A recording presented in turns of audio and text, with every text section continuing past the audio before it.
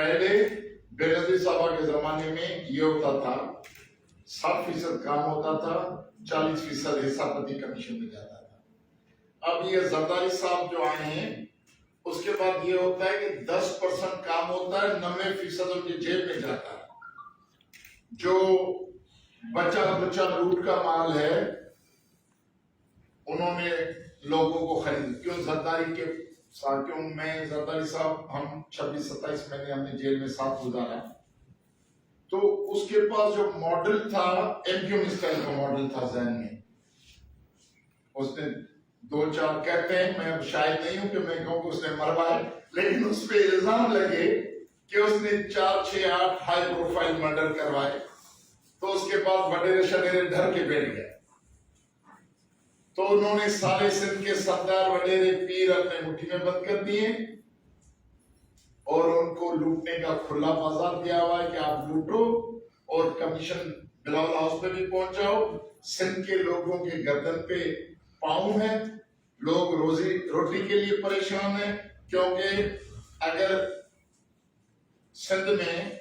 ایک بین الاقوامی اقوام متحدہ کی طرف سے ریفرنڈم کرایا جائے زرداری ورسز کوئی ایک عام آدمی، تو آپ کس کو ووٹ دیں گے؟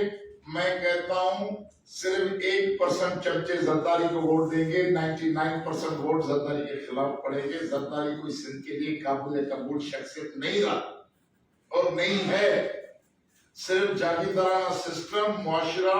جبر اور لوٹ مار۔ اور آپ کو آپ کے کھابے دائیں بائیں دیکھیں گے تو آپ کے کافی ہمسر ساتھی جو ہوں گے وہ زرداری کی نوازش سے وہ ہوں گے مستفید ہوئے ہوں گے۔ بہت سے شریفوں کے نام ہیں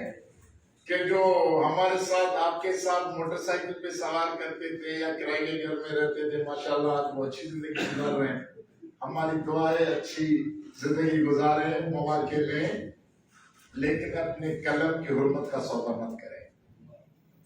قلم کی حرمت کو زندہ رکھیں، اور قلم کی حرمت زندہ رکھنے کے لیے یہ ضروری ہے ہمیں آپ کو سمجھنا پڑے گا کہ میرے آپ کے آبا اجداد کی قبروں کو خطرہ ہے، ہمارے آپ کے آئندہ نسلوں کو خطرہ ہے، اور سندھ کو بحیثیت قومی وجود، دھرتی کے قومی وجود، اس کے استحکام کو، انٹیگریٹی کو خطرہ ہے، اور اس کا ذمہ وار بلاول اور زرداری ہے۔